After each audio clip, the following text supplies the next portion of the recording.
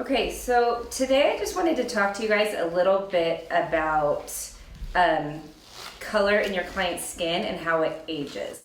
Typically, let's say that you look back at your chart that your client came in, and let's say you used, let's just take this Tina Davies number 3 or Tina Davies number 4, right? Let's say that you use this on your client. When they come in a year and they've turned an ashy color, right? They've turned a gray. You can't use the same color. You have to use what's been lost. You have to replace the ink colors that have been lost. Say your client comes in a year and you used Tina Davies number 3 on them. What I want you to do is I want you to print out this CI, the color chart. And I want you to Google each color, okay? And I want you to Google the light fastness of each color. So what the light fastness number is from a 1 to an 8. It's the ability to withstand light. So if it's an 8, that's gonna stay in the skin a really long time. If it's a 1, it's gonna disappear really quick, right? So I want you to Google pigment yellow 14 and type this CI number in, and then I want you to say light fastness of this number. And whatever it says, if it's a 5 or an 8, I want you to write it down. Then the next one, pigment white 6, CI number. Google the light fastness of it, write it down. Do this for every single line that you're using, okay? Get really curious about them.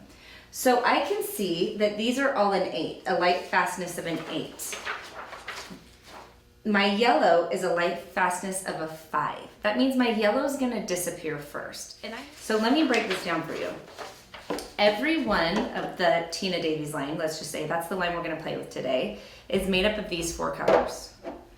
Black, red, yellow, and white in some sort of form, right? This is what they're made up of.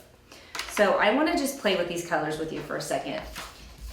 And then, so watch, if I take a little bit of black, a little bit of white,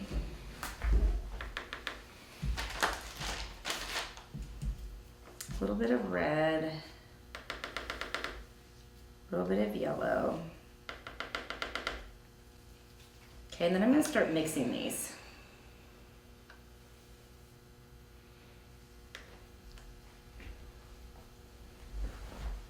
So my brown, you can see, it's found by mixing my yellow, my red, and my black. Can you guys see that brown? Okay. Then this white is added in different forms to make it either a lighter brown. You can add more black in to make it a darker brown.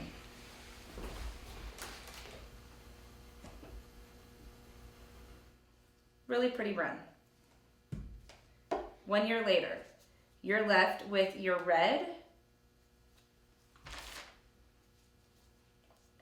your white,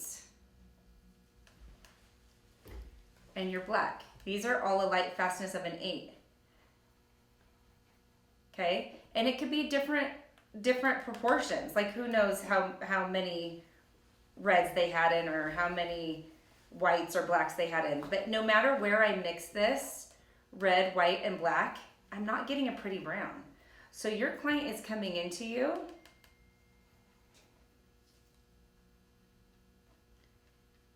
I mean, how many times have you seen your client come back into you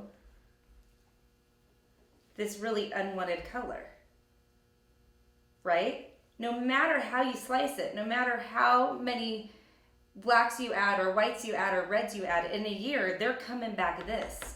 You need to add your yellow. You've got to get that yellow in there to get that brown where you want it. If I use this same color, my yellow's still disappearing, and again, I'm doubling down on my red, my black, and my white. My problem's getting even worse, okay? So again, you cannot use the same color. You have to replace what's been lost. Let me know if you guys have any questions.